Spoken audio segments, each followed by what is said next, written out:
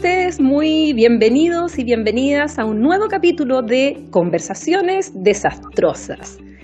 Recuerden que estamos transmitiendo por nuestro canal de YouTube, por Spotify, por la señal TVR Ñuble y además por Canal 9 Regional. Hemos analizado muchos temas fundamentales para el proceso constituyente y hoy día vamos a ver justamente uno que es parte de los cimientos, es parte de la estructura básica de lo que debe ser nuestra futura Constitución. Estoy hablando de los derechos humanos. Y para ello, ¿qué mejor que en compañía del gran abogado Francisco Cox, de amplia y vasta trayectoria, tanto nacional como internacional en el tema de derechos humanos, y que aprovechando la coyuntura, además le voy a preguntar, me voy a salir un poquito del proceso constituyente, pero no puedo dejar pasar de tocar un tema de estos últimos días con él, para que nos cuente un poco de su experiencia. ¿Cómo está, Francisco? Muy bien, Paulina, muchas gracias por la invitación. Siempre un gusto hablar contigo. Francisco, yo decía que me iba a salir un poquitito de lo que son estas conversaciones relativas al proceso constituyente, porque quiero que nos cuentes a la gente que nos está escuchando y nos está viendo. Bueno, yo puedo decir que eres el único abogado chileno que ha litigado ante la Corte Penal Internacional, que tiene su sede en La Haya, y que recientemente ha habido sentencia en un caso en el cual tú ibas y estabas involucrado defendiendo a una de las partes. ¿Nos podrías contar un poco brevemente de qué se trató ese juicio y cuál es la importancia de este fallo? Sí, mira, yo representaba víctimas del conflicto de Uganda, que en el fondo habían sido secuestrados para ser niños soldados, sus viviendas habían sido destruidas, que les habían robado sus comidas, sus animales, en todo esto del norte de Uganda por una guerrilla que se llama la Resistencia del Señor, el Ejército de Resistencia del Señor, en inglés, y se dictó el veredicto la semana pasada, antepasada, 4 de febrero, y donde se le condenó, tenía 72 cargos, perdón, 70 cargos y se le condenó por 62. Yo te diría que los cargos más importantes o más como históricos por los cuales fue condenado Dominic Owen, él a su vez también es una persona que fue secuestrada de niño, pero que a diferencia de mucha gente que escapó, que buscó la forma de huir, él subió por los rangos y llegó a ser comandante de uno de los batallones y culpable de 4 ataques en el caso de la Corte Penal, muchos más en su historia, pero por lo que él estaba siendo juzgado eran 4 ataques y delitos de género y violencia sexual. Y yo te decía que quizás lo más histórico es que es el primer caso en que la Corte Penal Internacional había fallos anteriores en el Tribunal Especial de Sierra León por matrimonio forzoso, y este es el primero que existe a nivel de la Corte Penal Internacional y también de embarazo forzoso. Entonces, en ese sentido es un paso muy importante porque sienta jurisprudencia a cómo debe tratarse el tema del embarazo forzoso, que en el fondo básicamente la práctica que tenía esta guerrilla era distribuir niñas entre los comandantes para que fueran sus esposas, y en el fondo la pasaban a ser su, entre comillas, mujeres y esposas durante todo el tiempo de la cautividad. Y obviamente las embarazaban y estaban constreñidas, no tenían libertad, no podían irse. Entonces, esos son los 2 cargos que yo te diría que son los más históricos. Fue condenado por crímenes de lesa humanidad y crímenes de guerra por un conflicto no internacional, porque era en el fondo la guerrilla peleaba contra el gobierno de Museveni, que es el presidente incluso actual de Uganda.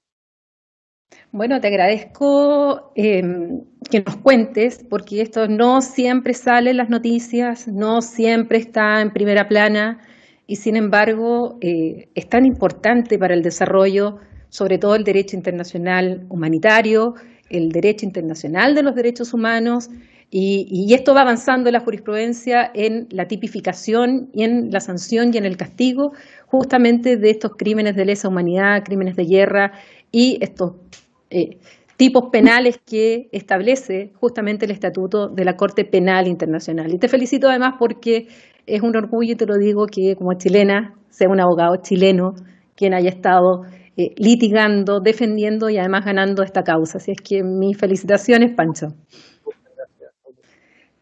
Ahora entremos a nuestro tema. Mira, Nosotros lo que tratamos de hacer es explicarle a la gente de manera didáctica, de manera fácil, para que todos puedan comprender los principales temas de fondo de nuestro proceso constituyente.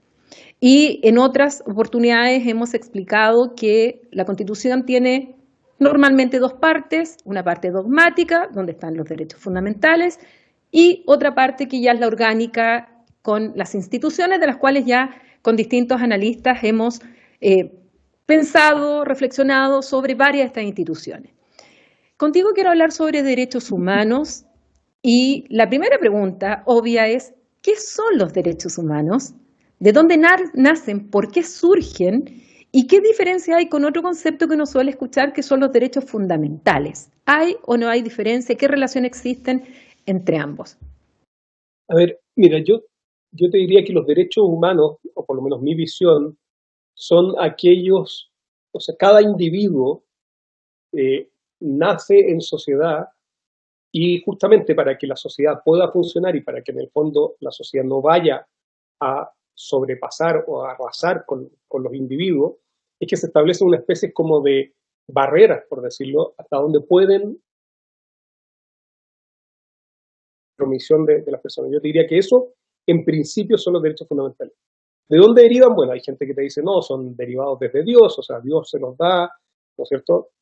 Otros que decimos, no, mire, esto es un acuerdo social, esto es una práctica social en que, dado la comunicación o dado la interacción entre los sujetos para que podamos llegar a acuerdos, se tienen que establecer ciertos mínimos que se deben respetar para que pueda existir en igualdad de condiciones este diálogo, y eso serían los derechos fundamentales. Entonces, obviamente después eso se va precisando y se va, ¿no es cierto?, determinando con cada uno. ¿Sí? No sé qué tantos serán abogados o no, pero en términos generales, como que siempre se habla de la Carta Magna Leonesa como la primera institución donde en el fondo nobles se paran frente al rey y le dicen, mire, ¿sabe qué? Esto usted, nosotros lo podemos reconocer, después la Carta Magna en Inglaterra, ¿no es cierto? Podemos reconocer su autoridad, pero usted tiene que respetar estos mínimos. Y ahí está el debido proceso, la inviolabilidad del hogar, la inviolabilidad de la persona, o sea, que no ser torturado, no ser detenido arbitrariamente. Es decir, un cúmulo, un catálogo de cosas mínimas que uno considera eh, vitales para poder llevar una vida mínima, por decirlo de una forma. Y esa fue, como yo te diría, la primera camada de derechos humanos. ¿Qué es lo que ocurre? Esa lógica, si tú escuchas lo que estaba diciendo, en el fondo es, mire, esto es frente a la autoridad nacional, esto es frente al Estado. Y la Segunda Guerra Mundial, ¿no es cierto?, da a entender que básicamente el cruce entre no intervención de los estados en los asuntos internos de cada país, muchas veces dejaba como en desprotección al individuo. Entonces decía, bueno, pero si el Estado no me respeta mis derechos, ¿qué hago? O sea, ¿a qué puedo recurrir si es que el Estado no me respeta mis derechos? Porque en el fondo es el propio Estado quien me está violando mis derechos. ¿Cómo voy a pedirle a ellos mismos que me lo respeten? Entonces, se crea este concepto de que el derecho internacional de los derechos humanos, que en el fondo le interesan a la comunidad internacional toda. Si ponemos el ejemplo que yo recién estaba hablando, me podría decir, bueno, ¿y qué se tiene que meter un tribunal que está en La Haya con un conflicto que ocurrió en Uganda entre ugandeses? Bueno, desde la Segunda Guerra Mundial, no podría decir que incluso antes, con ciertos tratados sobre crímenes de guerra, ¿no es cierto?, el derecho internacional humanitario, que regula en el fondo que la guerra incluso tiene sus reglas, no todo es permitido en la guerra. Entonces, bueno, a la comunidad toda le interesa que haya ciertos mínimos que se tengan que garantizar, ciertos mínimos que se tengan que respetar, y sea el Estado que sea, y respecto de la persona que sea.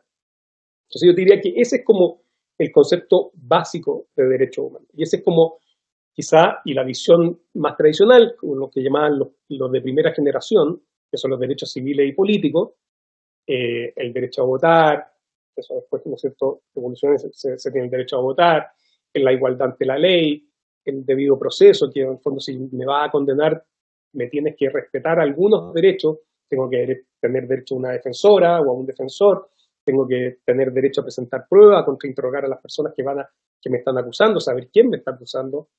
Entonces, Esos son los derechos civiles. Yo diría que después eso evoluciona y la gente dice, bueno, si estamos hablando de vida, o sea, de que yo pueda tener una vida digna, que pueda vivir, se dice, bueno, yo también necesito ciertos derechos mínimos, o sea, tengo que tener derecho a una vivienda, tener dónde vivir, una alimentación mínima, un salario mínimo, y entonces empiezan lo que llaman los derechos sociales, económicos, sociales y culturales, que son estos como de segunda generación. Y ahí, si tú tomas, por ejemplo, la Declaración Universal de Derechos Humanos, va a ver que están todos mezclados. Pero después viene la Guerra Fría y en el fondo se separan y en el fondo yo te diría que el mundo americano, el yanqui, o sea, Estados Unidos, y ese mundo se enfoca más en los derechos civiles y políticos y se asocia más a como a la horda soviética, entre comillas, ¿no es cierto?, a los derechos económicos, sociales y culturales. Tiene obviamente las excepciones en Europa que tienen Estado social democrático, que mezclan los dos. Pero esta visión como muy de que los derechos humanos son un parelé al Estado, o sea, hasta aquí nomás llega usted, también evoluciona y dice, bueno, los derechos no son solamente negativos, no son solamente usted deje de hacerme cosas, sino que también tienen un aspecto positivo. Usted me tiene que garantizar ciertas cosas para que yo pueda desarrollar mi vida y mi vida de manera digna. Y creo que ahí el concepto fundamental es dignidad, o sea, ahí es cuando empieza a surgir, ¿no es cierto?, esto de con igual consideración y respeto, que todos los hombres y mujeres nacen libres, iguales en derecho, y con la misma dignidad, que tienen derecho al mismo trato digno.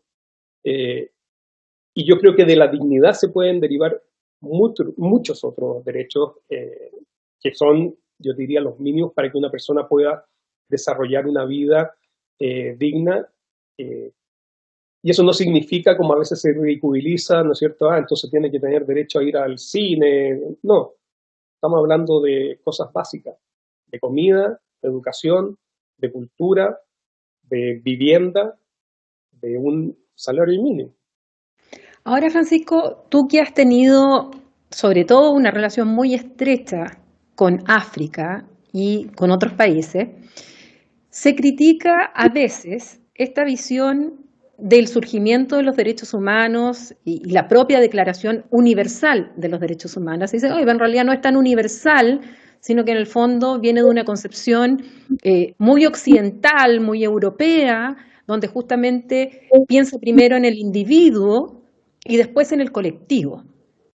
Pero resulta que no necesariamente es la misma visión que, por ejemplo, tienen los africanos respecto a cómo respetar estos derechos fundamentales. Es así, así me lo enseñaron en la universidad. Mi pregunta es, en la práctica, ¿es tan así esta separación entre individuo colectivo, colectivo individuo? Bueno, estás frente a un universalista radical. Entonces, yo, sin duda, lo que tú planteas es lo que teóricamente se llama el relativismo cultural, ¿no es cierto? Dice, oiga, ustedes están en el fondo imponiendo su visión europea, occidental, a todo el planeta. Y lo que es llamativo es que ese es un discurso que generalmente viene desde los gobiernos africanos y algunos gobiernos asiáticos, desde los gobiernos. Una vez que tú entras a hablar con las comunidades, o desde la persona que tiene poder, incluso esta visión más colectivista, ¿no es cierto? Dice, bueno, y por otra parte, o sea, también se ha evolucionado en ese sentido diciendo, ¿sabes qué? Hay derechos colectivos, hay derechos que solo se pueden de ejercer de manera colectiva. Por ejemplo, el derecho a la libertad de culto. O sea, si yo pertenezco a una comunidad, no sirve de nada, o sea, no se me garantiza mi libertad al culto si yo solo tengo derecho a rezar en mi casa, aislado y solo. Eso solo se puede ejercer en mi comunidad de personas que creen igual que yo en determinada religión y la podemos practicar y, ¿cómo se llama?, predicar, tratar de promover. Entonces, primero decir eso. Pero lo que a mí siempre me llama la atención, porque generalmente, por ejemplo, ese es un discurso que también se usa mucho como contra el feminismo, contra los derechos de la mujer. Dicen, no, pero es que estas son visiones europeas, son occidentales. Y no es cierto. Cuando tú hablas con las mujeres directamente de estas comunidades, te das cuenta que efectivamente ellas quieren exactamente lo mismo o muy parecido a lo que quiere una persona de Chile, a una mujer de Chile. Quiere poder desarrollarse, quiere poder tener su voz, su opinión, que su opinión pese, poder desarrollar los intereses que a ella le gusten. Y estas como levantamientos de bandera de la cultura, respeta mi diferencia, respeta mi cultura, generalmente viene de hombres que están en posición de poder, sea en los clanes, que también se da, que veía el rito y veía, curiosamente, y esto fue algo que nos tocó a nosotros, cuando empezamos nosotros a ir a Uganda con Joseph, que es mi colega abogado ugandés que me invitó a trabajar en el caso, nos llamaba mucho la atención que no obstante que estábamos justamente con víctimas de violencia sexual, con mujeres que tuvieron que arrancar, las mujeres también eran secuestradas por la guerrilla, en los comités de líderes o de líderes culturales eran puros hombres. Y nosotros entonces empezamos a preguntar, oiga, qué raro esto, ¿por qué son solo hombres? No es que a las mujeres no les interesa. Y escarbamos un poco más y no era que no les interesaba, sino que no les daban el espacio. Y poco a poco las mujeres se fueron empoderando y empezaron a ocupar ciertas posiciones y además con muy buenos resultados para nosotros en términos de comunicación con las comunidades de víctimas que están esparcidas como en 3 localidades que tenemos nosotros y que tenemos que recorrer, ¿no es cierto?, muchos kilómetros. Entonces, yo soy muy sospechoso de esos argumentos de supuesta relativismo cultural o de imposición europea, porque cuando tú te contactas con a quienes va en beneficio el discurso de los derechos, generalmente los comparten, los abrazan y los quieren incluso gozar y poder ejercer. Bueno, para ser justos, en aquella clase donde me enseñaron esto, al final la conclusión del profesor era, porque nos preguntó a todos los que estábamos en la sala, donde éramos de distintos países, habían africanos, habían asiáticos, yo representaba la cuota latinoamericana, finalmente llegamos todos a la conclusión de que era la dignidad humana la base esencial de todos los derechos. Fuera o no fuera del punto de vista colectivo o individual, pero era la dignidad humana, o sea, de ahí se partía todo, digamos, el encatrado de derechos fundamentales que finalmente realmente eran universales, que no eran que dependían de que fuera Europa o que fuera Asia o que fueran de otros lugares. Ahora, en esta evolución de derechos humanos, en el cual pasamos, como tú decías, con la clásica diferencia entre los derechos de primera generación, los civiles y políticos, los de segunda generación, los económicos, sociales y culturales, han venido otras generaciones de derechos producto justamente del desarrollo, porque cada uno ha respondido también a un contexto histórico. O sea, primero los derechos civiles y políticos correspondían sobre todo a aquellos que se querían enfrentar a la monarquía, al poder del emperador, donde tenían que limitar al Estado. Los segundos, evidentemente, surgen en un contexto, sobre todo, de la industrialización, donde se produce también abusos en los trabajadores, niños que los tenían trabajando, sobre todo en Inglaterra, si estamos hablando del Reino Unido. Pero resulta que después van surgiendo otras necesidades de la sociedad. ¿Qué otros derechos o generación de derechos humanos han ido naciendo en la teoría y en la práctica, dado esta evolución que la sociedad tiene que ir respondiendo también a vulneraciones de otro tipo a esta dignidad humana? Sí, mira, ahí Paulina, yo soy medio conservadora. O sea, a mí hay algunos, a mí lo que yo siempre he dicho es que si es que terminamos convirtiendo todo en derecho humano, terminamos diluyendo el concepto. Hay algunos que tienen sentido, ¿no es cierto? Pero cuando tú empiezas con conceptos tan amplios como, por ejemplo, el derecho a la paz, el derecho al desarrollo, hay otros que son mucho más sencillos, que están incluidos, algunos lo incluyen en la tercera generación, como el derecho al agua. Ese derecho al agua tiene directo sentido para la sobrevivencia y, por lo tanto, casi que se podría poner como un derecho económico-social, mucho más que un derecho de tercera generación. Hay otros que también incluyen el derecho a la alimentación, pero y eso volvemos a lo mismo. O sea, yo creo que más que seguir ampliando el concepto de derecho humano, y esta es una opinión muy personal, yo sé que hay mucha gente que opina totalmente contrario a lo que yo digo, es mantener unos mínimos. O sea, y en ese sentido, cuando tú, trasladándolo a otra área, no sé, cuando tú a la economía, o sea, el sistema este no sé si está familiarizada con una mujer que se llama Kate Raworth, que desarrolló la teoría de la economía de donuts, como la dona Ah, de los Simpsons. Y entonces luego dice, tenemos que dejar de creer que el planeta es ilimitado y los recursos son ilimitados. Entonces tenemos que tener un crecimiento y tiene que haber al medio algo que nadie puede vivir ahí, porque ahí está ahí no se respetan los derechos humanos, no se respetan los mínimos, pero todos debiéramos poder vivir, y hay un rango amplio entre el mínimo y el máximo, donde se puede vivir. Y en el mínimo, o sea, dentro de este mínimo deberíamos estar todos a quienes se les respetan los derechos económicos, sociales y culturales, los derechos humanos. Y eso yo creo que tiene que ver con justamente lo que tú decías, pues, en esa clase que tú decías que al final la conclusión fue, mira, al final todo es sobre el tema de la dignidad humana. El problema quizás es, ¿qué es lo que es dignidad humana? O sea, ¿cómo podemos materializar ese concepto bastante abstracto? Y ahí yo le voy a robar una idea que lo escuché en algunos justamente en estos cabildos abiertos que fui de público, y se lo escuché a Alejandro Aravena, y que es arquitecto. Entonces tú dices, claro, él no habla desde la teoría jurídica muy abstracta, sino que muy concretamente. Y él lo ponía con el tema de casa digna. ¿Qué es lo que es una casa digna? Él decía, bueno, para mí una casa digna es aquella en la que yo estaría dispuesto a vivir. Quizás no es mi ideal de casa, quizás no es la mejor casa, pero una casa que yo considero que yo podría vivir y desarrollar mi vida en esa casa, no con grandes lujos, pero vivir eso. Yo creo que si nosotros extrapolamos ese ejemplo, que a mí me pareció brillante, de verdad brillante, se materializa que es lo que es la dignidad.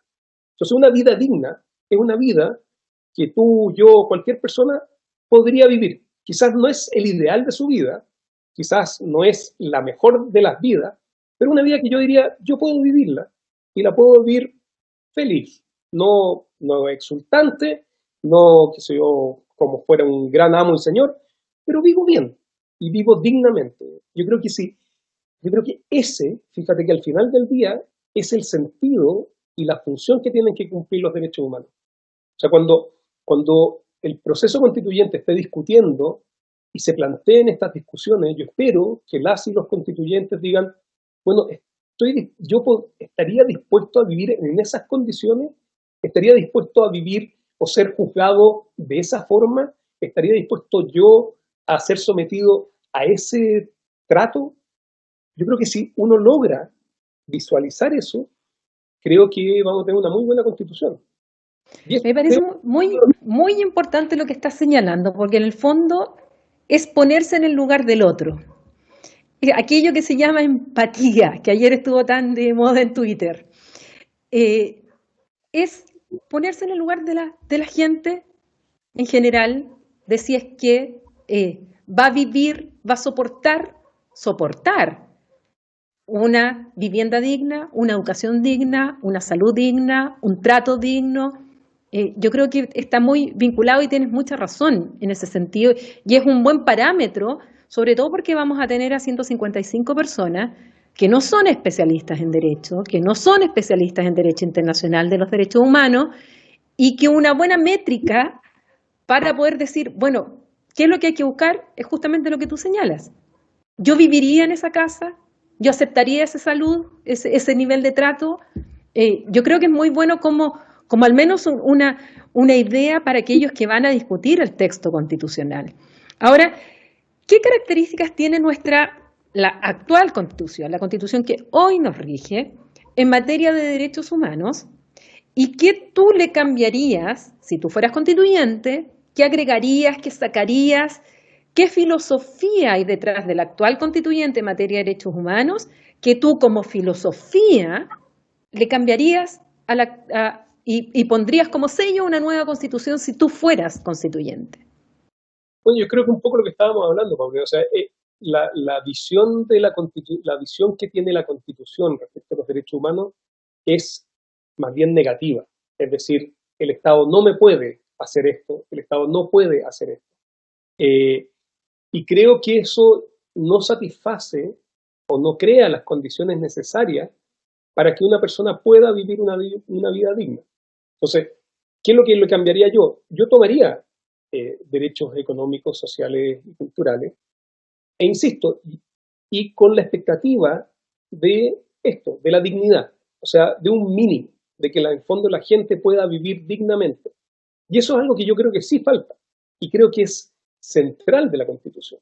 Y por eso, sí, a mí me gusta, o sea, yo creo que la Constitución hemos vivido, el país, yo por ejemplo no soy de los que cree que no son 30 pesos, son 30 años, me parece que el país se desarrolló mucho en 30 años, hay muchas cosas positivas y hay muchas cosas negativas, que la desigualdad se disparó, la igualdad se disparó, y lo que justamente, lo que yo echo de menos es, desde el punto de vista de los derechos, que se les cobre la palabra a las promesas sobre los derechos.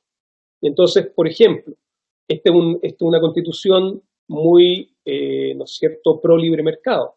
Bueno, pero el libre mercado requiere competencia, requiere información, requiere regulación y entes reguladores fuertes que sancionen fuertemente a quienes no cumplen esa regla. Entonces, es una promesa media vacía, eh, incluso en esta visión de, justamente porque tiene esta visión de que si es que el Estado se mete, lo va a hacer mal, entonces yo lo tengo que limitar. Y esto no solo es una visión económica, sino que es una visión en todo sentido. Ahora, curiosamente, hay ciertos derechos que se debilitan cuando los quiere ejercer alguien sin poder económico, ¿no es cierto? Y ahí tenemos el ejemplo del control preventivo de identidad. Pero, si es que que es el mismo derecho, ¿eh?, la privacidad, o sea, que el Estado no se entrometa conmigo, es el mismo derecho que está presente cuando la gente dice, no, pero el secreto bancario no se puede tocar. Entonces tú ves este trato distinto y yo creo que eso trasunta un poco la visión que se tiene de los derechos. ¿Por qué? Porque siempre es limitativo y se sospecha del Estado y no se ve al Estado como un ente que puede crear condiciones para una vida más digna, sin desplazar a los privados, sin entrar en esa discusión, sino que simplemente desde la visión de los derechos. Ahora, en ese sentido, ¿estás de acuerdo con Katia Araujo, quien plantea que más que la idea de estas expectativas de una clase media que se vio, que es la teoría más de Carlos Peña, que durante la modernización en el fondo tuvieron expectativas y quieren más y sienten que esas expectativas no se han cumplido, Katia Araujo plantea que en realidad el tema de las expectativas son las expectativas que se le dio a la gente, decirle, oiga, todos son iguales, todos tienen derechos, pero que en la práctica es lo que señalas tú. No todos tenemos la misma posibilidad de ejercer nuestros derechos y que va a depender mucho en nuestra sociedad del poder económico. Y tú ya pusiste unos ejemplos en este caso. O el típico ejemplo de las sanciones por colusión entre empresas a lo que ocurre con alguien que está, qué sé yo, del comercio ambulante. O lo que tú decías con el control preventivo, de identidad preventivo respecto al secreto bancario. Y así nos podríamos encontrar una serie de ejemplos. Entonces, que al final nos han dicho y decimos que todos somos iguales ante la ley, que todos tenemos los mismos derechos y deberes, pero en la práctica eso es lo que no ha ocurrido. Y esto sumado a lo que el informe que ha realizado el PNUD hace un par de años atrás, o sea, antes del estallido, ya venía señalando que lo que la gente más sentía era una desigualdad de trato, más que de ingreso. Entonces, ¿crees tú que por ahí también está lo esencial de por qué finalmente surge el 18 de octubre esta explosión, estallido, como se le quiera llamar, pero que explica esta acumulación de lo que partió siendo molestia y terminó transformándose en rabia, como también yo lo he escuchado en otros países? Es que yo creo que efectivamente, o sea, una persona que no tiene los privilegios que yo tengo, que probablemente tú tienes, se despierta y empieza el abuso. Le llega la cuenta de la luz y no sabe qué le están cobrando. Le llega la cuenta del agua, no sabe qué le están cobrando. Otros, ¿qué significa ese otros? Entonces, efectivamente, hay un trato y una percepción de abuso y que tú dices, bueno, ¿quién es el encargado de protegerme frente a este abuso? Y entonces ahí es donde tú dices, bueno, Y ahí yo creo que es muy importante la parte orgánica también de la Constitución. O sea, ¿qué órganos vamos a crear y que nada en la Constitución impida al Estado cumplir su función reguladora, respetando obviamente ciertos parámetros? O sea, cuando se quiere darle más poder al CERNAC, se inventa que no, que esto viola derechos. ¿Por qué violaría derechos si es que tú estás regulando, pidiendo información? Eh, hay, o sea, por eso digo, o sea, yo creo que efectivamente el malestar viene por el trato. No es una excepción y no tiene nada que ver, creo yo, en nada cambia que una persona decida libremente, y me parece fantástico que lo haga, de hacer una cola para comprarse una zapatilla. O sea, tú puedes perfectamente comprarte tu zapatilla y querer tu zapatilla y sentir que hay abuso. No veo dónde está la contradicción, no veo por qué habría una inconsistencia tampoco. O sea, sin duda que vivimos en el 2021 con una cierta tecnología, con cierta estética, con ciertos bienes. Pretender que alguien que quiere un cambio radical de la sociedad en términos de los derechos que se le aseguren y de la forma en la cual se comporten y nos comportemos entre nosotros, no significa que tiene que andar de franciscano descalzo. O sea, perfectamente puede andar bien vestido y querer andar bien vestido y decir, este sistema es abusivo. No veo la inconsistencia. Ahora, Francisco, siempre hay una pregunta que se hace y que yo se la he hecho a expertos en este tema y quiero saber tu opinión. Cuando hablamos de violación a los derechos humanos, ¿solo nos estamos refiriendo a la violación por parte de órganos del Estado? ¿O puede haber violación a los derechos humanos por parte de otros entes, como otros particulares o como transnacionales o como otros que nos pudiéramos imaginar que no son Estado? A ver, la visión tradicional sin duda que habla de que los derechos humanos solo los pueden violar los estados, ¿no es cierto? O órganos estatales, la policía, el ejército, la marina, el hospital público, o sea, entes públicos. Ahora bien, lo que sí ha ocurrido más recientemente es que se está viendo cómo entes particulares contribuyen a la violación de derechos y medio amparados por entes estatales. Y esto estoy hablando en general con lo que se llama, ¿no es cierto?, derechos humanos y empresas, que es, por ejemplo, si bien creo que hace 3 días, salió una noticia que Nestlé, Mars y no me acuerdo qué otra compañía de chocolate habían sido demandados en Estados Unidos por niños que habían sido explotados en las industrias de cacao de Ghana. Entonces, ahí tú dices, bueno, el Estado de Ghana no reguló lo suficiente, entonces también es responsable el Estado de Ghana, pero también se está demandando a la compañía. Ahora, esas demandas siempre son demandas no de derechos humanos, sino que de temas de responsabilidad civil, ¿no es cierto?, de indemnizaciones por incumplimiento de ciertos estándares y por violar, ¿no es cierto?, normativa que, por ejemplo, en este caso concreto, prohíbe la explotación de niños para fines comerciales, ¿no es cierto?, que no puedan trabajar niños. Más encima de estos niños reclamaban que no les pagaban, entonces era casi trabajo esclavo. Entonces, hay una evolución hacia la participación o tratar de buscar la forma de hacer responsable a transnacionales de obligaciones internacionales. Y ahí, por ejemplo, están lo que se llaman los principios de Naciones Unidas para justamente la debida diligencia de los estados para impedir que las empresas violen derechos que no son, insisto, no son derechos humanos técnicamente, pero que son derechos de las personas que podrían ser derechos fundamentales. Bueno, eso me recuerda un poco décadas atrás, sobre todo en su momento cuando empezaron los primeros teléfonos celulares, Nokia y otros, en los cuales se utiliza el coltán. Y en el Congo, el 80% de la producción de coltán estaba ahí. Y justamente aquí había acusaciones respecto a empresas, sobre todo nórdicas, que estaban interviniendo en las guerras tribales para obtener finalmente el coltán, para que nosotros pudiéramos tener nuestros celulares.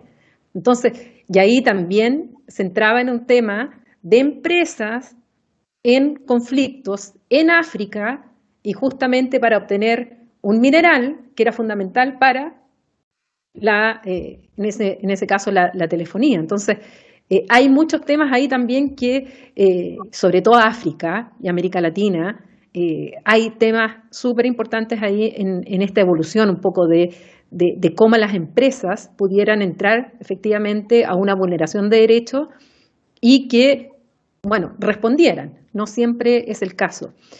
Ahora, tú tocaste un tema que me interesa tu opinión. Hablaste de que en Europa fundamentalmente no se dio tanto esto en la Guerra Fría, de que por un lado la protección de los derechos civiles y políticos por parte del bloque occidental y la área de influencia soviética respecto a los derechos económicos, sociales y culturales, sino que Europa se dio esta mezcla, que en definitiva da lugar a lo que es el estado de bienestar o lo que también se conoce como el estado social de derecho. ¿Qué opinas tú de eso? Porque nuestra visión de la Constitución es el principio que, si bien no está escrito, ha sido la interpretación que en la práctica se ha dado, tal como tú lo has señalado, de este Estado subsidiario. El Estado pequeñito y todo el resto al sector privado. Y que finalmente lo que se transforma es que nosotros tenemos un derecho a elegir la salud, a elegir la educación, a elegir qué tipo de vivienda queremos. Pero no es necesariamente el derecho a la salud, el derecho a la educación, el derecho a la vivienda. En cambio, en estas otras concepciones, la idea es distinta, es un Estado activo. Incluso esto lo comparten las concepciones de derecha de Europa, porque finalmente este Estado social de bienestar ha sido un entendimiento entre la centro derecha, la centro izquierda en Europa. Entonces, ¿cómo ves tú esto? Además, cuando por otro lado se contraargumenta, sí, pero eso cuesta caro. Eso significa que tiene que tener un sistema tributario como el de los europeos, que pagan un 50% de impuestos y se va el impuesto, pero tiene educación gratis de calidad y pública, que tienen hospitales públicos, etcétera, pero pagan impuestos. Y otros señalan además, pero miren cómo el Estado también de bienestar entró en crisis y se está liberalizando. ¿Cómo ves toda esa conjugación de factores para pensar en qué Estado queremos nosotros, en qué Chile queremos con esta nueva Constitución? A ver, yo creo que lo conversaba con unos amigos justamente hace poco. O sea, por ejemplo, si es que en este momento hubiera un gobierno que quisiera promover al Estado, eh, lo bien que sería la campaña de vacunación, por ejemplo. Están todos felices con la vacunación. No veo a nadie reclamando que qué hacen los consultorios vacunando cuando debieran ser las clínicas privadas las que vacunan. Entonces, yo creo que efectivamente, y probablemente la carga tributaria sí puede tener que subir, quizá, ¿no es cierto? Probablemente, pero si tú ves todo lo que se paga privadamente, yo no sé cuánto, o sea, no sé, los economistas sabrán cuál es la diferencia, o sea, lo que paga la gente que usa, no sé, TAC, yo sé que son minorías, la gente que paga, o sea, aquí en Chile me acuerdo que un argentino me decía, ¿por qué no me dan una gratis? Una, no pido todo, una gratis. Está bien, los argentinos, ¿no es cierto?, tienen o sea, hay la caricatura que no, que ellos abren la ventana porque la calefacción no la quieren bajar porque les da calor.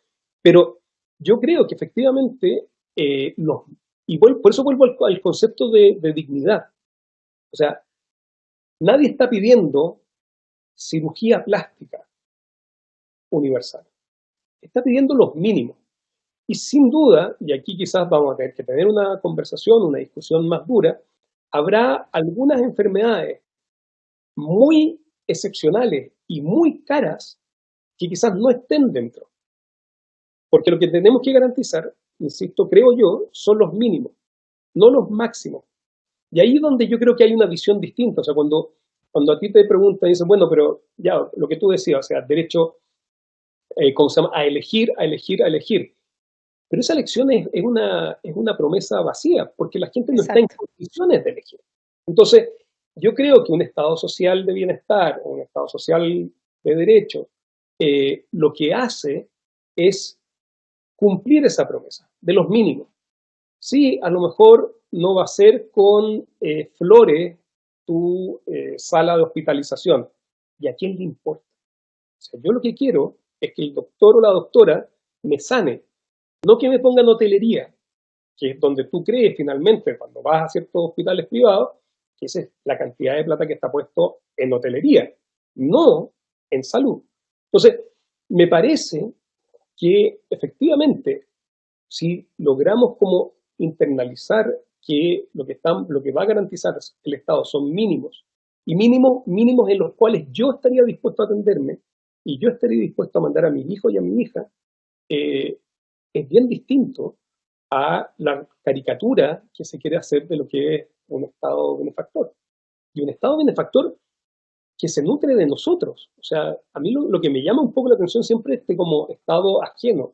Y te digo, yo creo, sin duda creo que hay que ponerle límites, sin duda creo que hay que poner límites porque el poder siempre quiere expandirse, eh, pero creo que también trae beneficios tener Estado. Y eso es algo que yo he aprendido a lo largo justamente de mi trayectoria. Y lo digo siempre. Donde no hay Estado, alguien se toma el poder y generalmente los que salen peor parados de esa toma de poder, que no es del Estado, son los más vulnerables. O sea, cuando el, el Estado no está presente, alguien va a cumplir esa función y esa función, cuando no está regulada por la sociedad, por el derecho, generalmente se torna en una relación abusiva en algún momento, que parecía muy beneficiosa, pero que finalmente tiene un precio y es abusiva.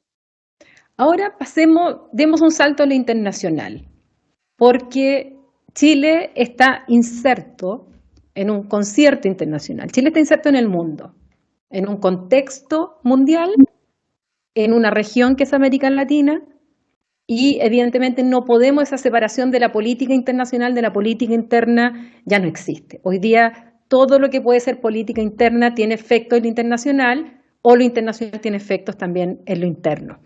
Y en materia de derechos humanos, ¿cómo ha sido, crees tú, y cómo debiera seguir siendo el comportamiento de Chile en cuanto a su participación en los temas de derechos humanos en el ámbito internacional, en el multilateralismo y en especial en la coyuntura que estamos hoy día de, por un lado, la pandemia y, en segundo lugar, por el tema de los flujos migratorios o presiones migratorias que se están viviendo, donde el último evento, lamentable en mi opinión, ha sido esta deportación y con esta puesta en escena que ha hecho el gobierno respecto a un centenar de extranjeros y además después las palabras del ministro Alamán pronunciándose respecto a esto. Y sumado a la vacunación, donde hubo un impasse ahí entre el Ministerio de Salud y el Ministerio de Relaciones Exteriores. Tu visión de cómo Chile tiene que plantearse este tema de los derechos humanos en el contexto internacional y además en el regional.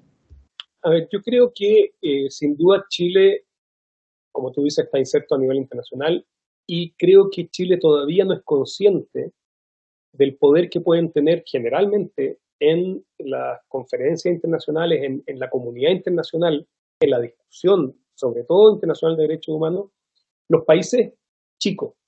Chile cree que es potencia porque se mira todo el día a sí mismo, pero Chile no es relevante o tan relevante. Sin embargo, dado su no ser uno de los países, o sea, los países relevantes, potentes en América Latina a nivel internacional son Brasil y México. Perú tiene una cancillería extraordinaria y por eso es relevante.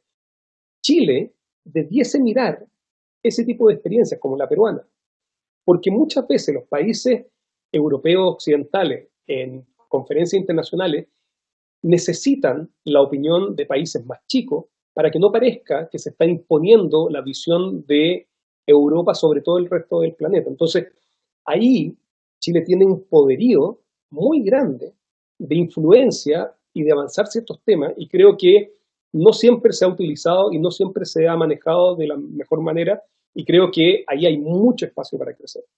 Desde el punto de vista, por ejemplo, de cumplimientos de sentencia de la Corte Interamericana, creo que también Chile ha tenido algunas experiencias positivas y otras muy negativas de incumplimiento o de demora en su cumplimiento, y por lo tanto eso va afectando, creo yo, en alguna parte, quizás no significativamente, pero en alguna parte, su credibilidad cuando cuestiona a otros países, cuando plantea ciertas discusiones.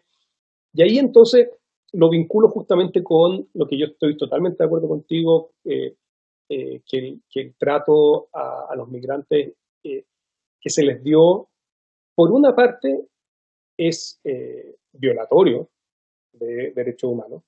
Yo no sé si alguien se ha puesto esos overoles, porque yo me lo he puesto. En México, cuando teníamos que hacer estas investigaciones por el caso Ayotzinapa, yo me tuve que poner esos overoles justamente para no contaminar la escena del crimen. Y son horribles de caluroso. No sale el aire. Entonces empieza a transpirar a los, no sé, 5 minutos. No sé si serán los mismos. Pero si son esos overoles que usan, por ejemplo, los CSI, son horribles. Entonces, la necesidad de uniformar y de, o sea, a mí me recordó la letra escarlata. O sea, me parece que eso no es trato digno. Por otra parte, los países tienen que ser consistentes. Chile es parte del Grupo de Lima, que ha sido muy activo, pero muy activo, en denunciar las violaciones de derechos humanos que se cometen en Venezuela por parte del gobierno de Nicolás Maduro. Uno lo mínimo que pide como coherencia y consistencia es respetar el principio de no devolución, donde esas personas las están poniendo en riesgo. Al devolverlas a Venezuela, las están poniendo en riesgo. Entonces, ¿por qué esa gente huyó? Si llegaron acá irregularmente es porque justamente no contaron con el permiso o la autorización, no pudieron quizás pagar el pasaporte, que cobran $150 para sacar un pasaporte en Venezuela, para poder llegar a Chile. Entonces lo estás devolviendo violando un principio básico, que es el de no devolución. Entonces, creo que si tú eres actor internacional y quieres realmente jugar en la liga de los países internacionales, perteneces a un grupo como el Grupo de Lima, necesariamente tienes que seguir con lo criticable que puede ser en otros aspectos el gobierno de Duque de Colombia, tienes que seguir la lógica de Duque, de decir, bueno, nosotros estamos denunciando a este señor, Nicolás Maduro, por todo el planeta, diciendo que se violan sistemáticamente los derechos humanos. Bueno, la consecuencia necesaria de eso es que yo tengo que acoger a esta gente y ver cómo les doy el estatus necesario para que puedan rearmar sus vidas acá. Y les digo, como dicen, nadie deja su país por gusto, nadie cruza un desierto por gusto, nadie se mete por un lugar irregular o se expone. Sin duda que el tráfico de migrantes es peligroso y uno no lo debe alentar, pero devolverlos es simplemente volver a exponerlos a un riesgo de ser sancionados, torturados, encarcelados, perseguidos, que son justamente las cosas que se están denunciando a nivel internacional que comete el régimen de Maduro. Entonces, a mí me parece de una inconsistencia. De hecho, así como te cuento que el día de ayer, con un grupo que se llama Migra Chile, presentamos un amparo por gente que está en residencias sanitarias que son venezolanos, porque efectivamente hay que, o sea, creo que los tribunales tienen que dar protección frente a las arbitrariedades que se están cometiendo, porque no sé si tú sabes, pero la PDI, por ejemplo, llega a estos lugares a las 5 de la mañana y los notifica de la expulsión, tienen 24 horas para poder presentar el recurso de ilegalidad, y claro, están en una residencia sanitaria, no tienen contacto con chilenos. ¿Quién? ¿Cómo presentan ese recurso? Les avisan a las 5 de la mañana y el plazo entonces se corre y ahí los expulsan. Entonces hay como una estrategia, una práctica de eludir la posibilidad de que estas personas ejerzan los derechos judiciales, los recursos judiciales y los derechos que ellos tienen por haber llegado a nuestro país. Y eso a mí me parece que es inaceptable. Bueno, Francisco, terminando con este tema de la contingencia, quiero agradecerte mucho la participación en este nuevo capítulo de Conversaciones Desastrosas y nuevamente felicitaciones por lo logrado en la Corte Penal Internacional. Creo que es un gran avance justamente para la justicia internacional y ojalá también sea un avance para el respeto de los derechos humanos en todo el mundo, incluyendo a Chile. Así es que gracias por estar con nosotros en este programa. Muchas gracias, Paulina, por la invitación. Ha sido un gusto como siempre.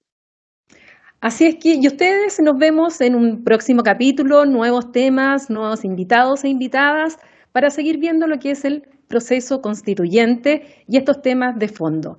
En nuestro canal de YouTube, en Spotify, en la señal TV Reñuble y además en Canal 9 Regional. Hasta la próxima.